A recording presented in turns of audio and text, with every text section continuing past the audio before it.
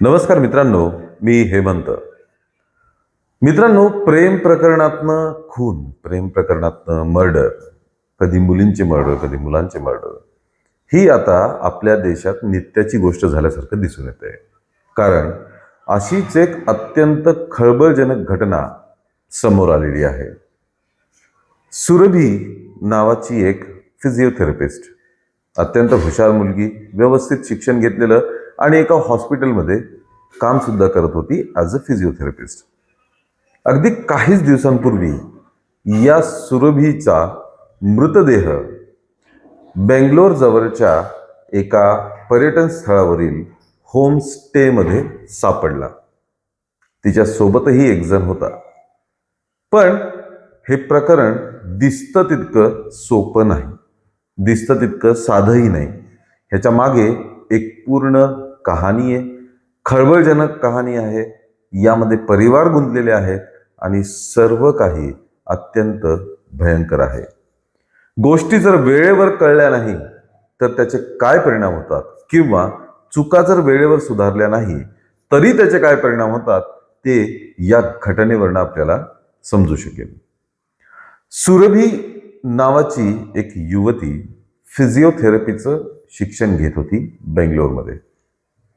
तिच्यासोबत होता संजित अली नावाचा एक मुलगा. दोघांची ही भेट कॉलेजमध्ये एका कॉमन मित्राद्वारे झाली. दोघांमध्ये ओळख झाली, दोघांमध्ये मैत्री झाली आणि हळूहळू मैत्रीचं रूपांतर प्रेमात झालं. असं म्हणतात की दोघंही जण या प्रेमाच्या बाबतीत अतिशय सिरियस होते. त्यांना लग्न वगैरे सुद्धा करायचं होतं. पण अर्थात सुरभीच्या घरच्यांना हे मंजूर नव्हतं. संजित अली जो आहे तो सुरभीच्या घरी सुद्धा ये जायचा, तिच्या परिवारवाल्यांना भेटायचा, घरच्या लोकांना भेटायचा. पण सुरभीच्या घरच्यांचा लग्न आणि त्याच्यासोबत प्रेम अफेअरसाठी तीव्र विरोध होता. अर्थात त्याचे कारण धर्म किंवा इतर बरेच कारण असू शकतात त्यामागे. पण सुरभी ही पूर्णपणे या संजित अलीच्या प्रेमात होती. एके दिवशी दोघेही जण अचानक घरातनं गायब झाले, निघून गेले. पोलिसांमध्ये तक्रार देण्यात आली. पोलिसांनी शोध घेतला आणि बराच शोध घेतल्यानंतर पोलिसांना कळलं की केरळला हे दोघं निघून गेलेले आहेत. कारण संजित अली जो होता तो मूळचा केरळचा. मग केरळमधनं दोघांना पकडून आणण्यात आलं. मग सुरभीची समजूत घालण्यात आली. अर्थात सुरभीचं म्हणणं हेच होतं की मी आता ॲडल्ट आहे, माझे निर्णय मी घेऊ शकते. पण घरच्यांनी समजवलं, सर्वांनी समजवलं आणि तिला घरी परत आणलं. घरी परत आणल्यानंतर काही दिवसांनी सुरभी परत संजित अली सोबत गेली आणि त्यानंतर यांनी लिव्ह इन मध्ये एकत्र राहण्याचा निर्णय घेतला. एके दिवशी सर्वांच्या असं लक्षात आलं, अशी एक काही घटना घडली. कारण सोबत सोबत राहताना संजित अलीने सुरभीला दारू पिण्याचं व्यसन लावलं होतं. दारू सोबतच ड्रग्ज, गांजा, इतर अंमली पदार्थ सुद्धा सुरभी सेवन त्याचं करू लागली. आणि एके दिवशी एका क्लबवरती पोलिसांनी छापा मारला. त्या छाप्यात सुरभी आणि संजित अली दोघेही अंमली पदार्थ सेवन केलेल्या अवस्थेत सापडले. पोलीस केस झाली. मग दोघांना अटक करण्यात आली. अंमली पदार्थ सेवन त्यांनी केलेलं होतं. मग घरच्यांनी मध्यस्थी करून अतिशय मुश्किलीने सुरभीची सुटका केली. अर्थात संजित अली सुद्धा सुटला. मग सुरभीला एका व्यसनमुक्ती केंद्रात टाकण्यात आलं. तिला व्यसनमुक्ती केंद्र, ट्रीटमेंट आणि थेरपीचा सहारा घ्यावा लागला. इतक्या मोठ्या प्रमाणात तिला हे अंमली पदार्थांचं, ड्रग्सचं व्यसन जडलेलं होतं. अतिशय वाईट अवस्थेत ती होती जेव्हा तिला व्यसनमुक्ती केंद्रात पाठवण्यात आलं. व्यसनमुक्ती केंद्रात सुरभी 6 महिने राहिली. 6 महिन्याचा वेळ लागला तिला थोडंसं या व्यसनांमधनं बाहेर येण्यासाठी. सुरभी व्यसनमुक्ती केंद्रातनं घरी आली. तिच्यात बरीच सुधारणा झालेली होती. बऱ्यापैकी ती सुधारली होती. ड्रग्ज आणि अंमली पदार्थांची आठवण काढत नव्हती. घरच्यांना थोडंसं हायसं वाटलं. या व्यसनमुक्ती केंद्राच्या 6 महिन्यांच्या तिच्या प्रवासामध्ये तिचा संजित अलीचा नाद सुद्धा बऱ्यापैकी सुटलेला होता. मग बँगलोरपासनं एक 55-60 किलोमीटर अंतरावरती एक तालुक्यासारखं ठिकाण आहे. तिथे एक हॉस्पिटल, त्या हॉस्पिटलमध्ये सुरभीने ॲज अ फिजिओथेरपिस्ट ती जॉईन झाली, तिथे काम करू लागली. बँगलोरपासून जवळ असल्यामुळे ती पूर्ण आठवडा तिथे काम करायची आणि विकेंडला बँगलोरला आपल्या घरी परत येत होती. असं काही महिने चाललं. घरच्यांना बरं वाटलं की सर्व गुंतागुंतीमधनं, सर्व संकटांमधनं, प्रॉब्लेममधनं आपली मुलगी ही आता बाहेर आली आहे. ड्रग्सचं व्यसन सुटलं, त्या संजीत अली सोबतचं प्रकरण संपुष्टात आलं आणि आता ती व्यवस्थित काम करते आहे. कामात तिचं मन लागलंय आणि विकेंडला रेग्युलरली घरी सुद्धा येत असते.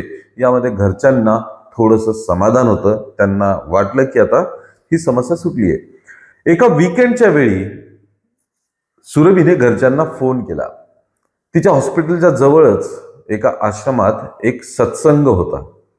सुरभी म्हणाली की मला ते सत्संग अटेंड करण्याची इच्छा आहे, मी ते सत्संग अटेंड करते, त्यामुळे मी आता काही घरी येत नाही आणि हॉस्पिटलपासून जवळच असल्यामुळे मी सत्संग अटेंड करेल आणि रात्रीच्या वेळी हॉस्पिटलमध्येच थांबेल, त्यामुळे कदाचित या विकेंडला मी येणार नाही. घरचे म्हणाले ठीक आहे, सत्संगच अटेंड करतेय तर चांगलीच गोष्ट आहे. पण त्यानंतर सुरभीचा फोन बंद झाला. सुरभीशी काही कॉन्टॅक्ट होईना, कारण सुरभी सत्संगमध्ये नव्हती. ती परत संजीत अली सोबत गेलेली होती. हा संजीत अली परत तिच्या संपर्कात आला होता आणि दोघांचं अफेअर परत सुरू झालं होतं. संजीत अली तिला घेऊन जवळपासच्याच एका पर्यटन स्थळावरील होमस्टेमध्ये गेला. त्या होमस्टेमध्ये त्यांनी बुकिंग केलं. बुकिंग केल्या त्यावेळेला बुकिंगमध्ये फक्त सुरभीचंच नाव होतं, स्वतःचं नाव टाकलेलं नव्हतं. हा घोळ कसा झाला याचा तपास पोलीस करत आहेत. होमस्टेमध्ये राहिले. एक दिवस राहिल्यानंतर दुसऱ्या दिवशी त्यांना चेकआउट करायचं होतं. चेकआउट करण्याची वेळ झाली पण ते काही बाहेर येईनात, म्हणून तिथल्या स्टाफने त्यांना आवाज दिला, दरवाजा नॉक केला, फोन लावला रूममध्ये, पण फोनही कोणी उचलेना आणि दरवाजाही कोणी उघडेना. त्यांना संशय आला, त्यामुळे त्यांनी लगेचच पोलिसांना कळवलं. पोलिसांनी आधी प्रयत्न केले दारं खिडक्या वाजवून दार उघडण्याचे, पण उघडलं नाही, त्यामुळे त्यांनी दार तोडलं. आत गेल्यावरती सुरभीचा मृतदेह बेडवरती पडलेला होता आणि त्याच्या बाजूलाच संजीत अली सुद्धा पडलेला होता. पण संजीत अलीचा श्वास चालू होता, पण सुरभी ही मृत पावली होती. तातडीने त्यांना लगेचच हॉस्पिटलमध्ये पाठवण्यात आलं. डॉक्टरांनी मृत घोषित केलं सुरभीला. संजीत अलीवरती उपचार चालू होते. या प्रकरणानंतर जेव्हा सुरभीच्या घरच्यांना इन्फॉर्म केलं गेलं, तेव्हा सुरभीच्या घरच्यांनी अजून धक्कादायक माहिती दिली की संजीत अली हा तिला नेहमीच अतिशय वाईट प्रकारे मारहाण करत होता. संजीत अलीने मारहाण केल्यानंतर सुरभीच्या सुजलेला चेहरा, डोळ्याखालच्या कोरा फुगलेल्या, लाल डोळे झालेले असे वाईट अवस्थेतले फोटो सुद्धा घरच्यांनी पोलिसांना दाखवले आणि सुरभी आणि संजीत अलीचं प्रकरण पूर्णपणे त्यांना सांगितलं. जेव्हा सुरभीचा मृतदेह सापडला, तिच्या गळ्याभोवती दोर होता, म्हणजे दोर आवळून तिला मारलं गेलं असावं. आणि त्यानंतर संजीत अलीने सुद्धा काही गोळ्या प्राशन केल्याचं प्रथमदर्शनी दिसत आहे. आता हा हत्या आणि आत्महत्येचा प्रकार का फक्त हत्येचा प्रकार का अजून तिसरं काही याच्यामध्ये गुंतलेलं आहे, याचा तपास पोलीस करत आहेत.